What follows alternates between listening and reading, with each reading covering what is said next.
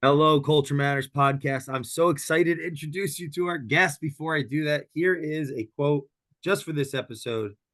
There is nothing so useless as doing efficiently that which should not be done at all.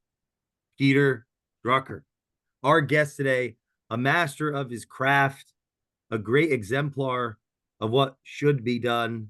I say that because over 40,000 families have been helped in this person's career, which I think is like, whoa, absolutely amazing from a culture perspective, from a business perspective. I'm so excited to introduce you to our guest today who could have went one way in law or maybe stayed what sounded like a bouncer before his career as an advisor to some, well, like I said, over 40,000 families, top in the country for many years, so much so it probably gets annoying to even think about it by now.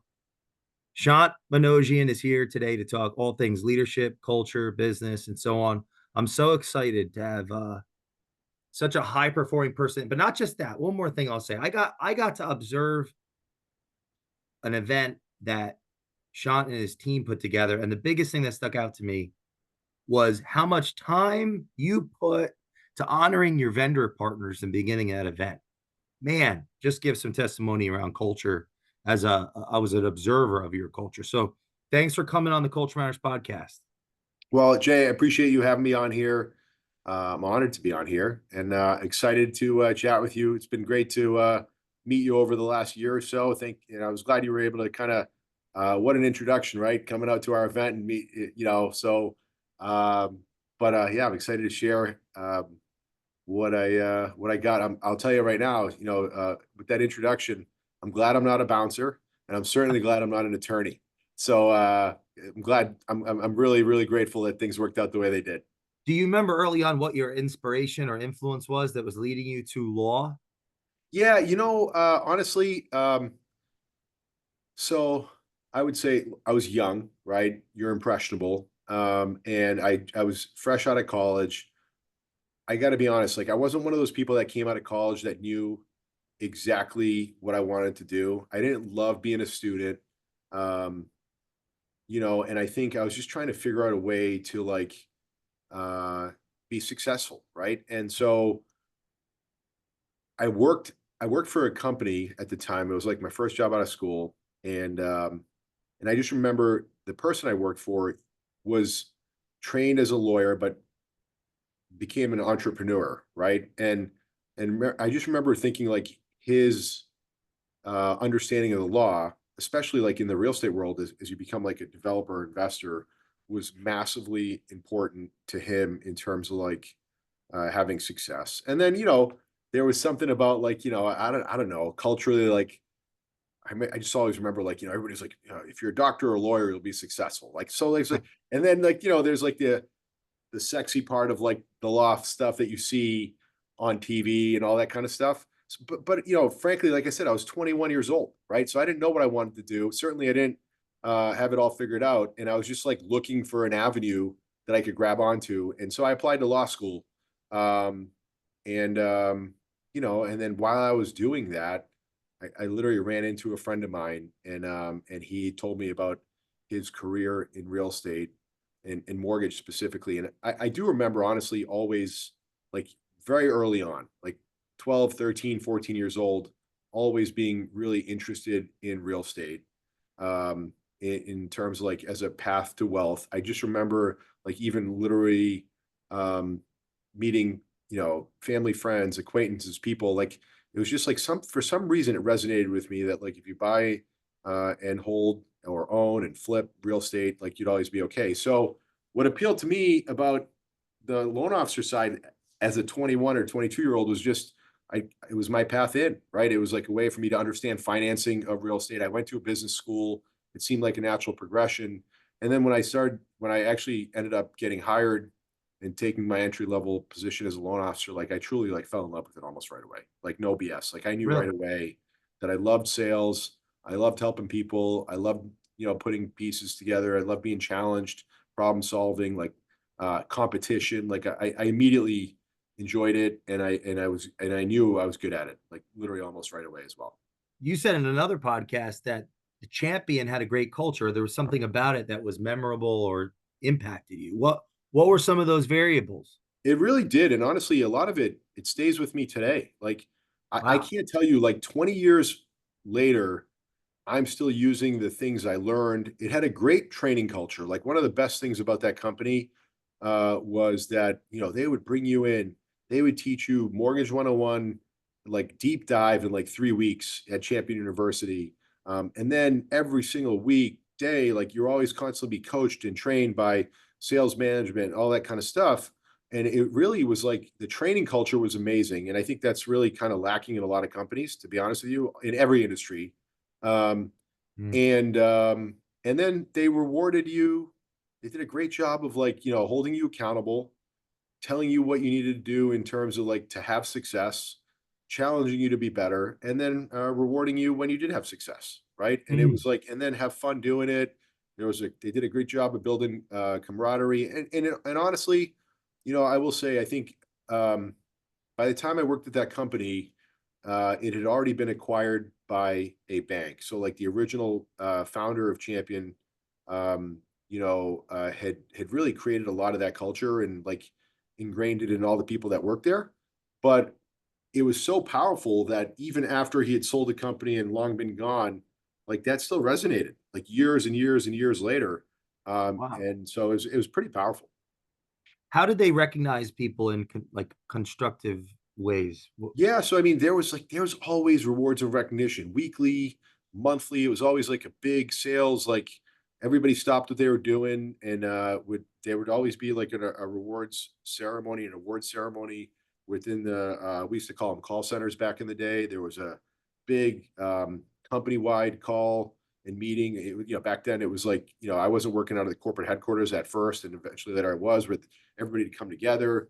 I mean, it was like I remember, like, as an impressionable, 22-year-old at the time, like, getting a voicemail from the CEO of the company, getting emails all the time, just telling them to do a great job from, like, executive level management. But then also my direct managers and everything did a great job. And I actually moved into management pretty quickly over there, and by the time I was 25 years old, I was running a pretty big operation, and we really did a great job. Like, we focused on training. Like, we talk about rewards and recognition. And that's really important. Just letting people know when they're doing a great job. But, like, the training piece of it, of, like, giving people the skills they need to do to have Mm. success, is also just important in terms of culture, because I find that culture goes sideways when people aren't having success, right? Like, so if you can put people in a position to win and give them the tools to be confident, to be empowered, that's just as important. Like, you can tell somebody they're doing a great job,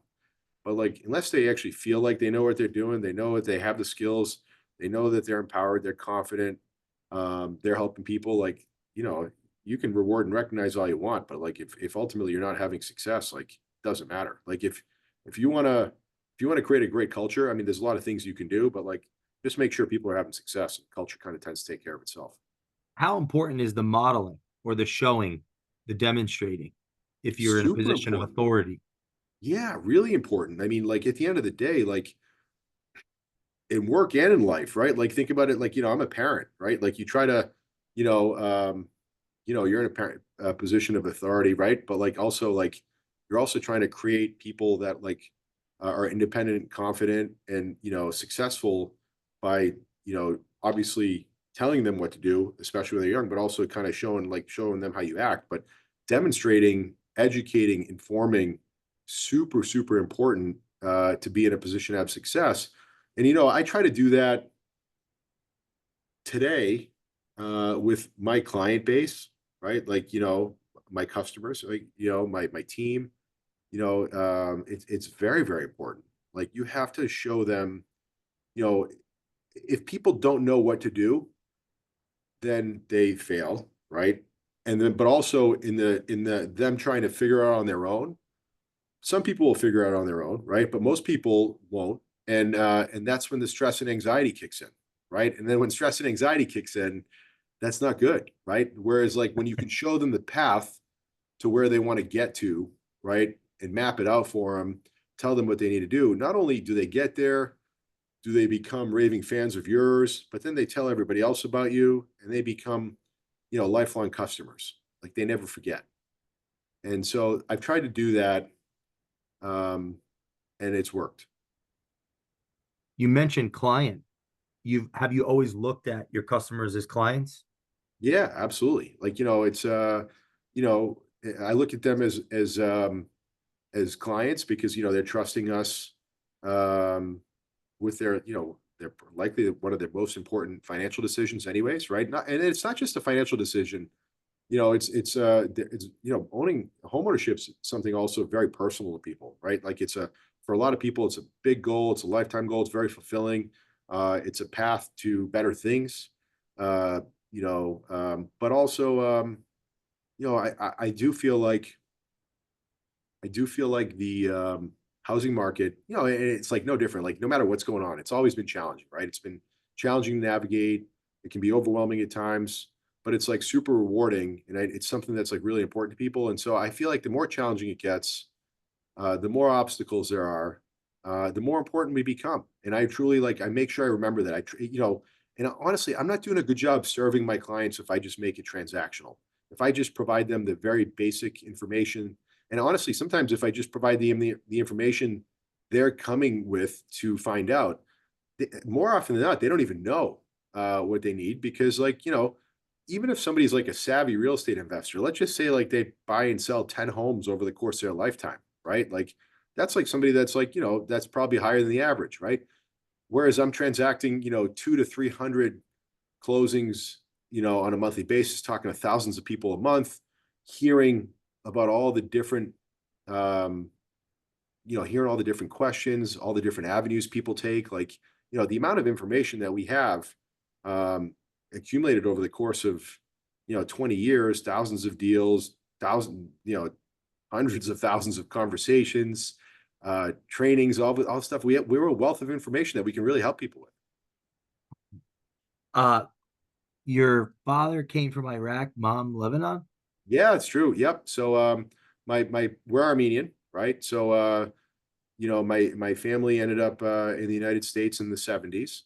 Wow. And they both they both came here to effectively find the American dream and leave places where like things weren't good at the time, right? And so um What was happening in the world then, roughly? I'm not it familiar wasn't much with different than their. it is right now, to be honest with Oh, you. really? Oh, Yeah, wow. like it's just like instability, war, and the United States was where dreams happen, right? Like it was like, freedom. You can live life the way you want to live in safety and security and the land of opportunity, right? Wow. So and they came here for that, with not a How whole old were they? my mom was a teenager. Wow. She was like probably she came with her mom, my grandmother, and her sisters. So she was probably like, call it like 16, 17. She came to high school here, finished out of high school here in the United States. And then my dad ended up here early 20s, right? So and then they didn't come here with anything, truthfully, other than the suitcase they showed up with. They ended up, meeting years later in life here. We're Armenian, so they met within the Armenian community in Watertown, where I ended up actually living most of my life. And then, started their life, and I came along shortly thereafter. Were your mom's grandma the impacted by the there was like a wasn't there a devastating war in before the Russian what am I thinking, right? Oh, the World genocide, War the Armenian One. genocide. Yeah, yeah. Yeah, So yeah. Wasn't there? in 1918, unfortunately, the massive genocide of the Armenians, and so the Armenian population had to leave Armenia for the most part, and kind of it pretty much spread out all throughout the Middle East, and some came to the United States almost immediately. That's how my family ended up in Iraq and Lebanon, and a lot of Armenians ended up in places like Syria, and like you could Iran. I mean, everywhere, anywhere in the Middle East that they would take Armenians. Frankly, and then over the course of time, is unfortunately those places have now been torn apart. A lot more of them ended up here. So there's huge Armenian populations in Watertown. and then massive Armenian population out in California and Los Angeles area, in LA and whatnot. But like, yeah, so look, I learned a lot from my parents. I learned a lot from my culture and my community. A lot of just really hardworking, entrepreneurial people, that, but also like my perspective is also fortunately been, made by that, because like seeing just, the potential that can happen here, and also like a framework for what like really is hard versus like what sometimes we consider hard like today, whereas like our hard, or our perspective of hard sometimes is not really what like real life hard is, right? Like Yeah, there's, what's your view on entitlement? man, I think one of the reasons that I've maintained success is because I make, I do think there's a massive entitlement problem in our country now, unfortunately. Amongst like, it's not one generation or the next, but like I think I've been, a lot of times I'll get like these compliments like, hey, like you seem like you're a really good guy for like being as successful as you are, or like for being the top producer in the mortgage business. Like, like I work really hard. I got to be honest with you, like I work really hard at working really hard and staying humble, but also just like being good to the people that I meet, and like giving my time to people, like, and not like, I always say like, they don't make loan officer baseball cards, right? Like, so like, it's just, we're all, everybody's, I try to treat everybody the same, with respect, and try to lift people up, no matter what they're doing, and leave them a better place than I found them. As long as, they're treating me with respect. Right. And so, but entitlement is, something that I will say that, I am not entitled, and I've worked really hard to make sure like that I keep myself humble. And also, me and my wife both come from, my wife's comes from really humble beginnings too, and like, you know, worked really, really hard to be successful in her own right. And like we've got this great life we've created together over the course of the 20 plus years, that we've been together. And we also like are like, we've got these three beautiful little girls, and we just want to make sure that because they're growing up in a different life than we did, that we also keep them from being entitled little people, and that they have to appreciate the opportunities they've been given, but also like do put it in the work so that they can become independent, confident people that are empowered, not just people that have life handed to them, because that doesn't really work. Like I don't know a lot of people that have just been that like been put into an easy life that just like all of a sudden turn into like rock stars and like you know get the most of themselves. How old are they? My kids are 12, 9, and 6 right now. I have three girls.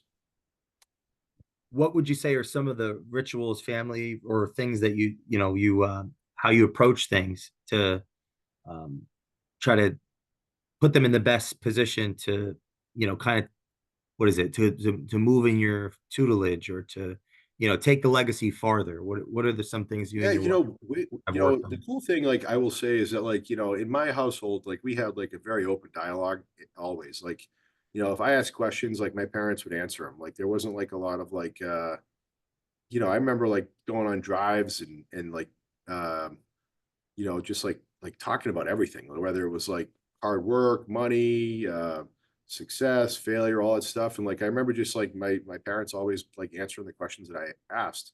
Um, and so like I try to do the same thing with my kids, and like we it is very much our focus. So like we just have like conversations about like literally like things are hard, you have to work at things. you know um there's you're always focused on like things that you can do to kind of put yourself in a better mind space. How effort is always rewarded. We just have like a really great dialogue with our kids, and it's not easy. Like, I mean, they're kids, right? So it's like, and we certainly don't have it all figured out, right? We're just trying to get better at it every single day, just like the same advice that we're giving them. But yeah, we just make sure we don't make life too easy, right? Like, and Hmm. it's hard because like you want your kids to like have fun and have the things and like see the experiences, but like we also try to make sure we're like being very self-aware, to make sure we're kind of creating like good human beings. Even your business, when things started shifting in the industry, we'd like to unpack that a little bit. Yeah. Um, uh, it was cut in dramatically.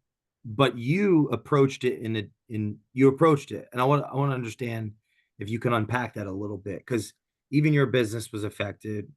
Some that aren't, that haven't lived in your shoes may think, nah, number one, he's got it figured out. But isn't that true that even your business, what, 22, Oh yeah. 23, I mean, that was man, a I mean, we went from like in 2021, uh, so I'll put it this way. In 2019, we were rolling already.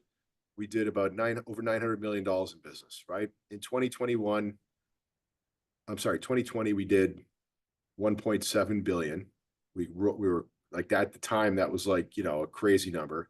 Then we took it up the next year to 2.2 billion, right? And then things started kind of pulling back to 900 million in 2023.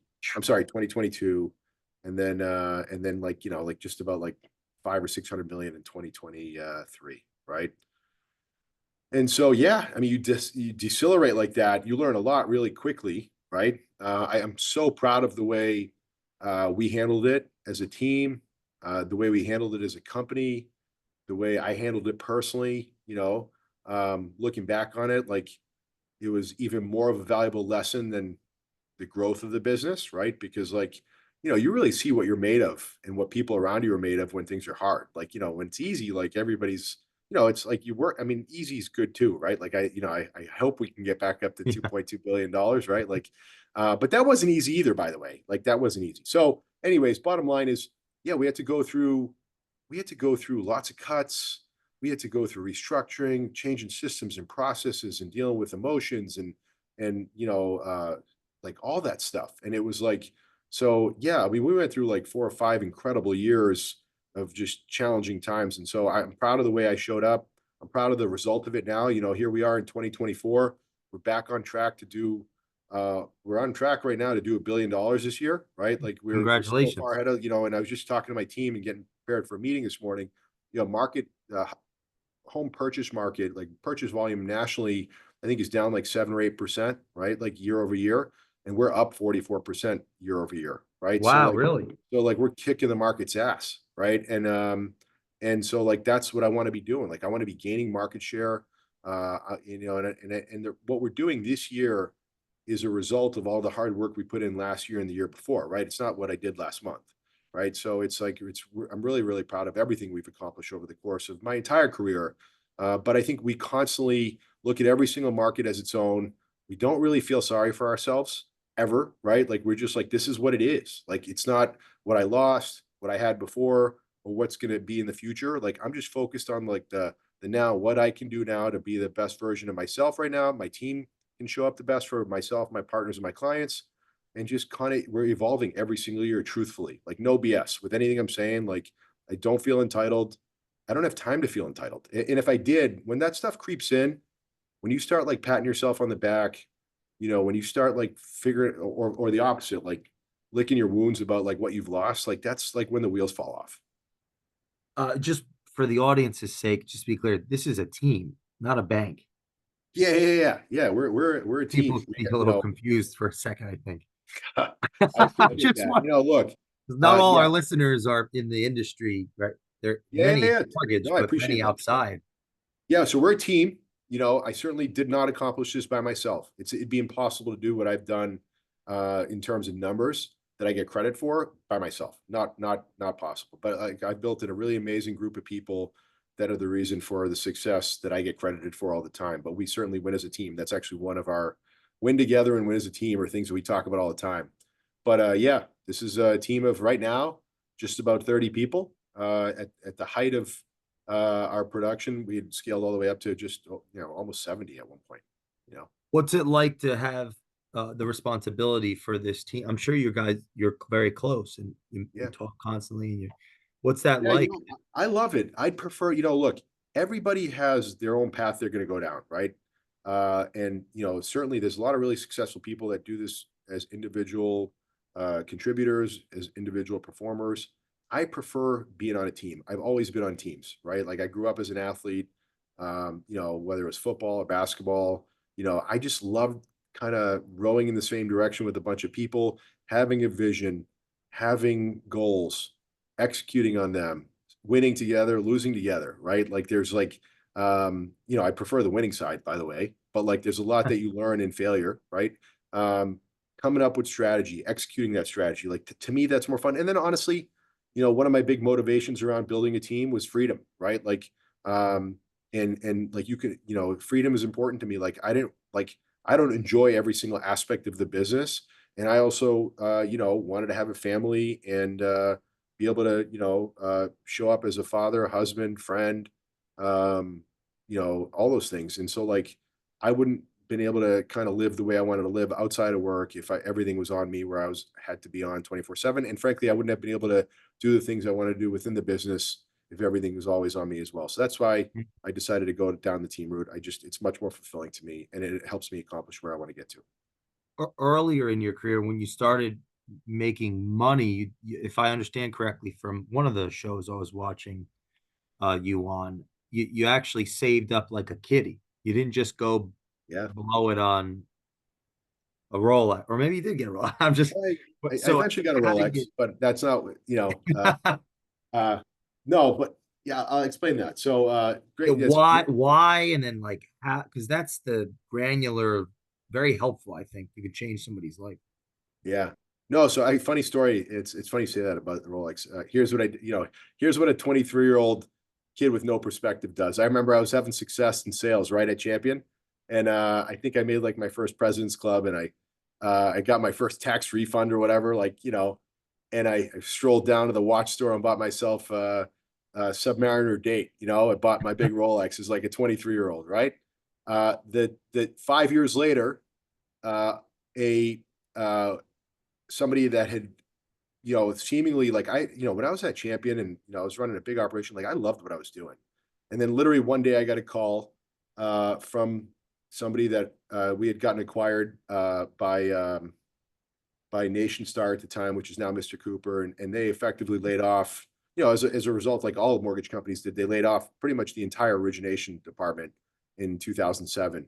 And so I remember being like, wow, like yesterday, like I was like on top of the world, and today, like not only do I not have a job, but I also don't have like anywhere to go because like nobody in the industry is hiring, right? And like it happened fast, and it was like a super powerful experience. And there was good and bad things that came out of it. But when I finally convinced a company, Superior Mortgage, to allow me to open up a branch of theirs, and it was at the time like what would be called in the mortgage world like a P&L model, but like the it was all on us, right?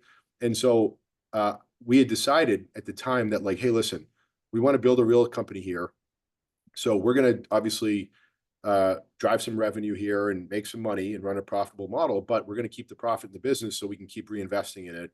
And we also wanted to get in a position where like we literally like didn't want to be in a position where we couldn't afford to pay our bills or keep investing in the business or making business decisions.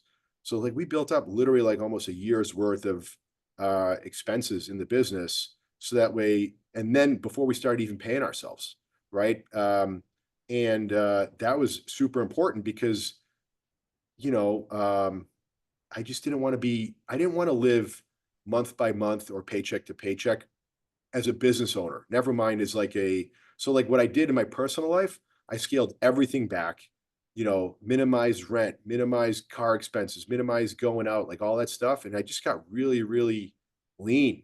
And like all I did is work. Right. And so like I was like all in. Like I was like, this is the hardest time in the mortgage business, and I'm giving it everything I have. And it worked. Wow. Like, like we did $9 million in business. Like in my first year as a loan officer, I literally closed $9 million, right? Like Wow. over the entire year. But like that was fine. Like, and it was the best thing I ever did. My timing was perfect.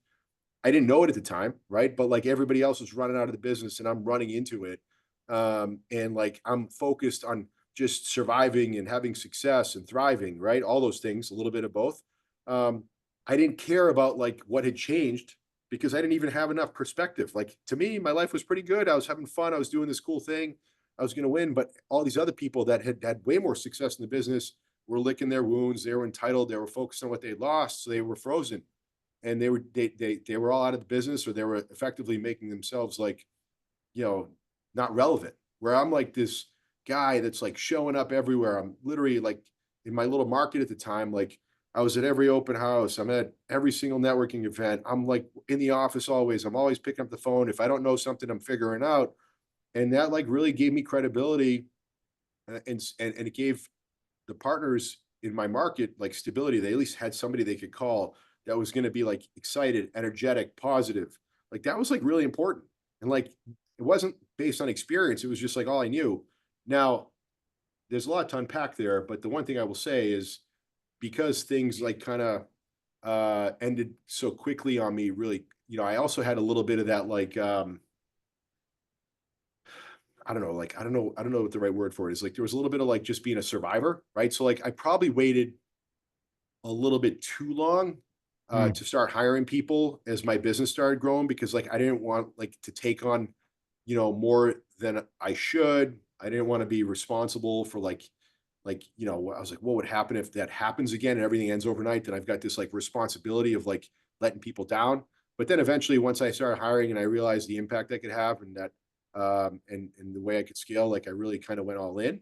But mm. there's you learn, you're a product of your experiences, right? And there's good things and bad things that come out of all those things. I will tell you that experience that I went through in 2008 and 2007 and 2009, and seeing how if you just stayed laser focused and showed up and like, just kept evolving, really helped me big time when the market changed from 2021 to today. And those principles that I learned back then are the exact things that I leaned on, and the same game plan worked, except this time around, I had 20 years of experience, a brand, money, right? Skills, experiences, relationships, all those things. So I was like, if I could figure out a way to navigate that, like I got this, right? So it gave me that confidence, and it worked. And here we are, like we're cruising right now, and I couldn't be more proud. But that those experiences are like gold for me. Like there's not a value I can put on that. It's invaluable. Like how I was able Mm. to, lean on those experiences, and just kind of it gave me the confidence, the trust in myself. It also made me respect the market. Like there was just a lot that I could go on forever. Yeah, how much of it of being top is staying in the fight, staying in the game, staying in for 20 years, It's being everything. yeah. It's everything. It's like you know, if you've heard me on podcasts or speak, like, you know, it's the most successful people I know at anything are, I said this on stage at my event. I was like, I'm disciplined, I'm committed, and I'm consistent, right? And and that's like the secret to success. Doesn't matter what you do. And personally and professionally, by the way. And then, there's a guy, you may have heard of him before. His name's Tom Brady, pretty Oh, successful yeah. football player. Yeah.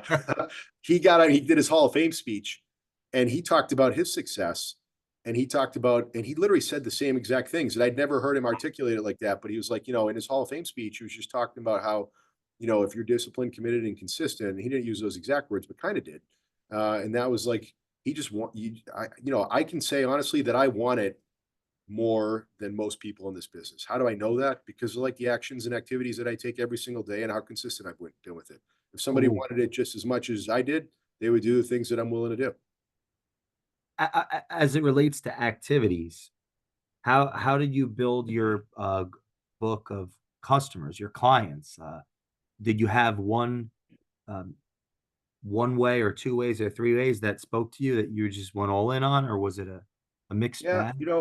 I mean, early on, I decided that I wanted to build my business being realtor facing, right? So like, so I would say I built my business mostly through the help of real estate professionals, right? So there's really three out. So I wanted to create, and it's not just real estate partners, but like at first I was like, and today, like my biggest group of sphere that is able to support my business is realtors and real estate professionals, right? I also work with a lot of financial advisors, wealth managers, all that kind of stuff. But ultimately, just people that want to help their clients, right? That can connect me with their clients. Now, also early on, I made a decision that I was like, once I have a client, I wasn't going to treat them as a past client. I would always consider a client a current client, like always. Like once you're a client of mine, you're always a client of mine. And Wow. so, like, Okay, I we like do a that. really good job of constantly staying in connection with somebody once we do business with them, whether we do business with them.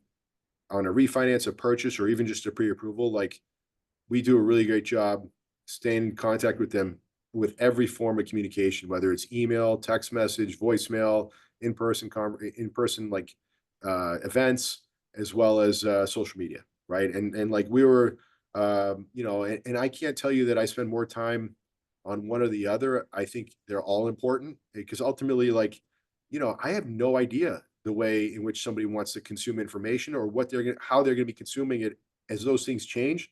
So I just hit them with all, and then let them figure out how they want to consume it and how they want to communicate. The event that I participated Yeah. in when was the first one of those? Yeah, that was only the second one.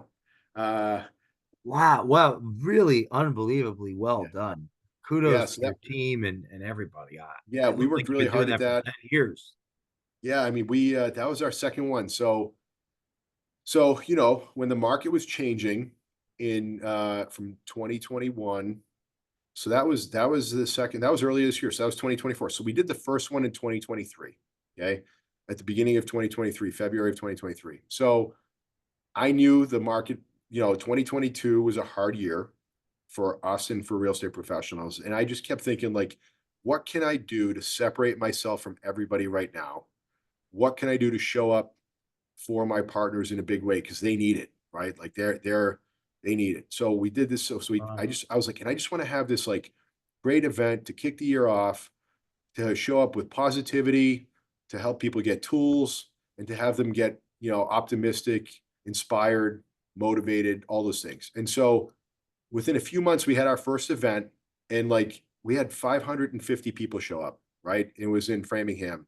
And I was like, wow, we're onto something here. Like people showed up, and the feedback was great. And we didn't really even know how to throw an event, like had no idea.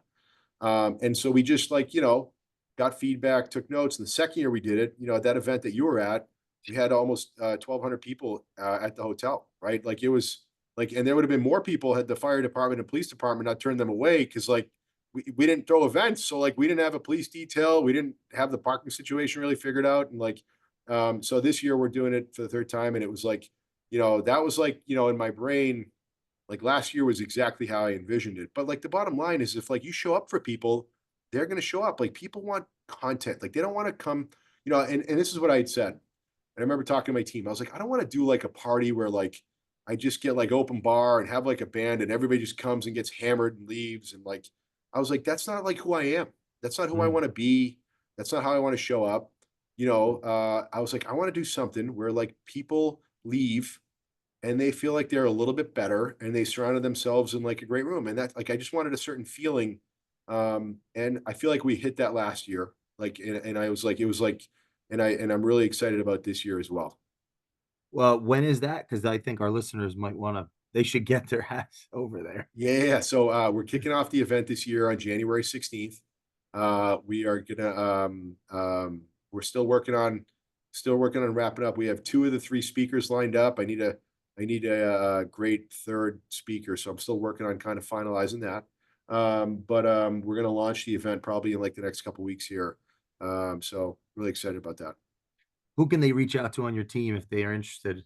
They should just follow us on social media. So like we're gonna be posting all of the information and registration information on my Instagram at Shant Banosian, my first and last name, or follow me on LinkedIn. Those are the two platforms that we're most active in.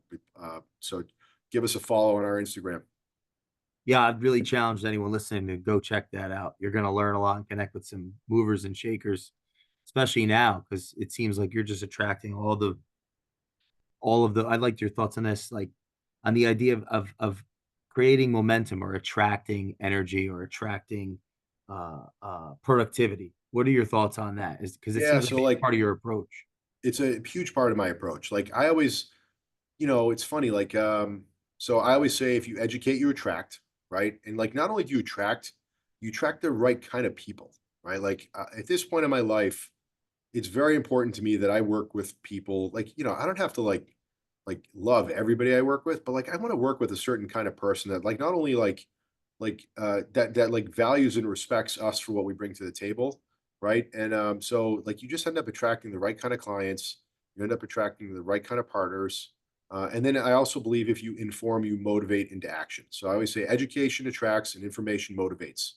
And so like I really believe that that's like the essential part of who we are as a business, because that's constantly what I'm trying to do. Like if you check out my social media, like you'll see that like I'm constantly just trying to like put out information that people can in simple ways, by the way, that people can use to apply, whether it's to their business, their housing search, and then how to win at both those things.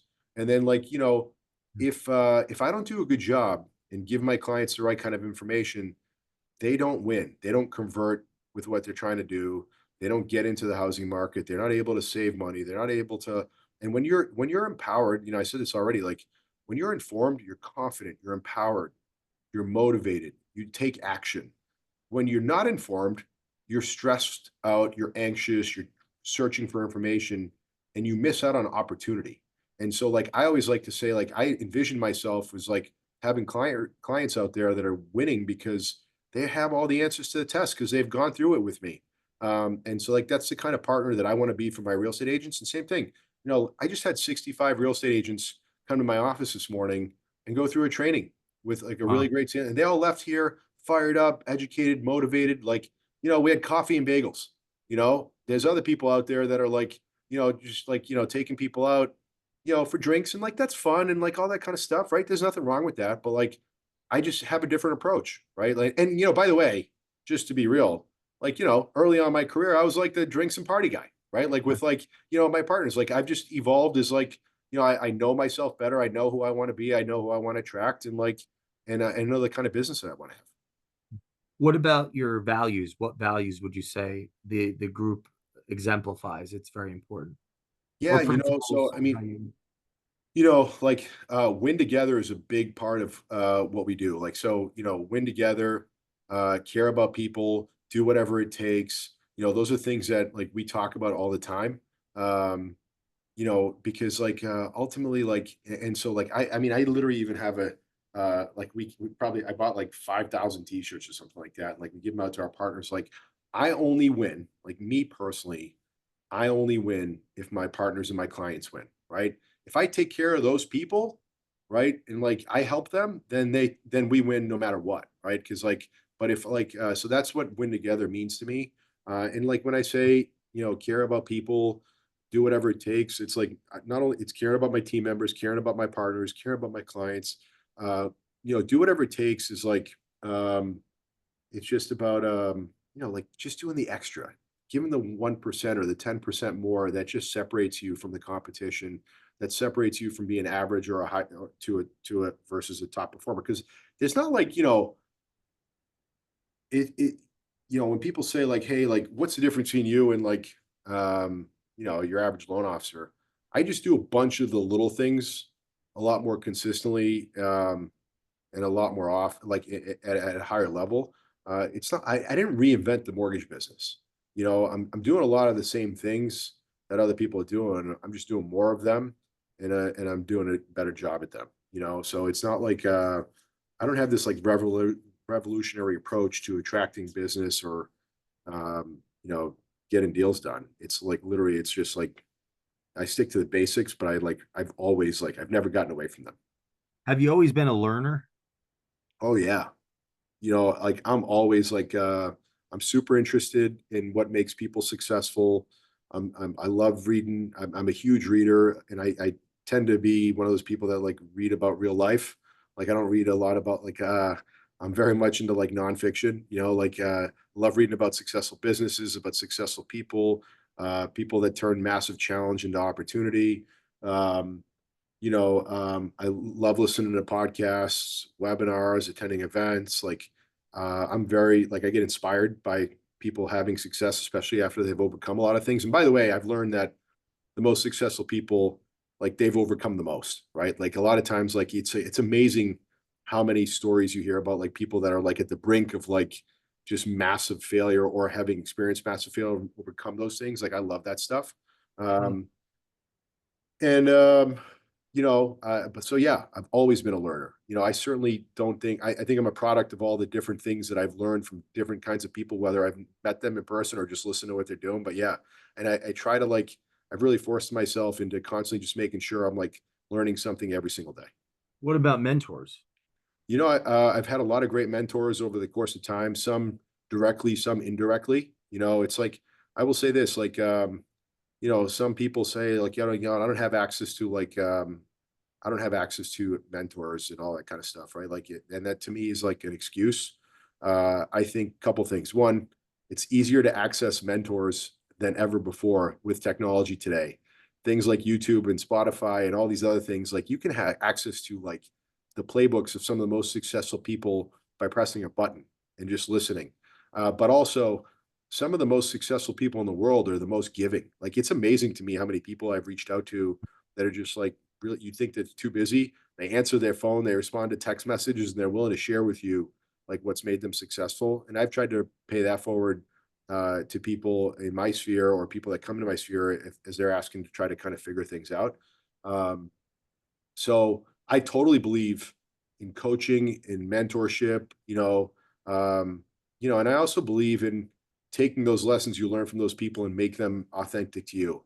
It's really hard. Like, Jay, you've got a lot of great stuff that you could teach me, right? But if I go to and try to do it the way you did it exactly, like, I'm not sure that I'd have success, because if it's not authentic to me, I'm not sure how repeatable it would be for me, and I don't know how they'd come across. However, I could take what I learned from you and make it in a way that would work for me, right? And maybe take 25% of it, or even 10% of it, and like, that's gold, right? So like, there's a certain part of it that just got to be authentic to who you are, and there's a certain part of it like you just got to be willing to step out of your comfort zone, right? Like, look, if you think like me getting up on stage, right? Like, that looks fun. The videos look awesome. You think me flipping a selfie video and just doing all these social media things is like comfortable for me, or that comes naturally to me? Newsflash, like, it doesn't at all, right? But like, it's like not even a little bit, right? But it's what I put myself out there. It's uncomfortable even today, right? But it's like what I've determined is important to one, have growth, but also two, give me the platform that I need in order to get to where I want to get to, business wise, personal growth wise, business growth wise, like all those things. So like, and I'm sure if you talk to some of those people, like, people tend to look at others and be like, oh, like, I wish I was as good as that person, either on camera or on stage or speaking or whatever. But they don't realize like all the work that went in behind the scenes, and that like virtually almost everybody that you talk to is like, oh yeah, like none of it almost comes naturally to anybody. Like, it's all work that's gone in, it's training and effort and success and failure, and so I think that's what sometimes we convince ourselves like, that I wish I was like that person. That must come so easy to them. Like, generally speaking, it doesn't. There's been a lot of effort that's gone into it. Yeah, are you different? We were talking before we hit record about chasing milestones, chasing Jay far off into the future after 10,000 of these. What, like, how important have the reps been? It's everything, you know. I mean, I still make mistakes every single day, but like, you know, the reps are, we've closed, I don't know, 40,000 loans, right? Like tens of like almost $10 billion in loans. Like, the reps are important because like, it makes you more efficient. It allows you to take on more capacity. You figure out the things you need to say no to. Like, that's very important. Like, you get really good at, and it, one of those things is like, you have to learn how to say no to a lot of things, like the type, like business processes, systems, and you got to figure out what yeses that you should be chasing, and how important, you need to evolve. Like, I remember when I first started in this business, like, it would like, let's just say my average conversation was like an hour, right? Like, that eliminates like, that means I could talk to like maybe 5 or 6 people over the course of the day and do all this stuff I need to do. Like, there's no way to scale a business that way, right? So like, now I can accomplish as much in like 5 or 6 minutes as I used to in an hour, uh, and everybody's happier. I'm happier. My clients are happier. My partners are happier. So like, the reps are everything. The reps are everything. You can just, if you ask Tom Brady, like, one of the secrets to that guy's success, I'll tell you this is, and he said this, and I thought it was really important. One of the main reasons that he was so into staying like physically fit and like taking care of his body was that he's like, he's like, most quarterbacks, it takes them like 10 or 12 years to like really master the game, right?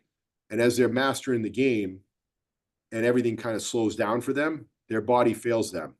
His goal was like, the reason I want to be successful and keep myself fit is by the time I master the game, I want to be able to like execute for a long amount of time as to like when I mastered it. So like now I feel like I get the mortgage business. Obviously it's changing all the time, but like those reps are what like helped me got here. So now of course, like, people ask me like, hey, when are you going to shut it down? I'm like, why would I shut it down? Like this is just like starting to get easy for me. Like I finally got it figured out. Now I've got like a huge runway in front of me where I can like implement everything that I've learned over the course of the last 20 years. Like, why would I stop now? Like it's like finally starting to slow down for me.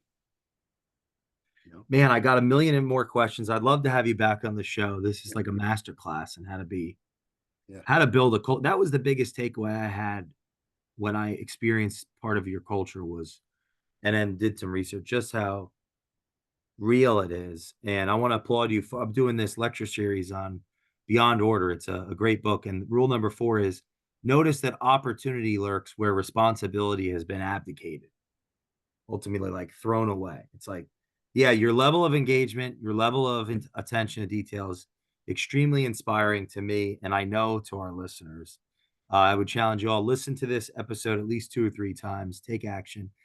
Shant, where can people follow you and get in Yeah. contact with you?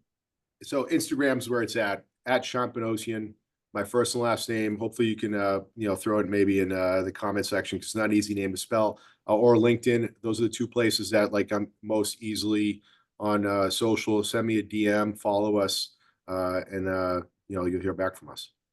Thank you all for listening. Please leave us a review on the Culture Matters podcast. Thanks so much for coming on, my friend. Hey, this is awesome. I had fun. I can't believe an hour went by.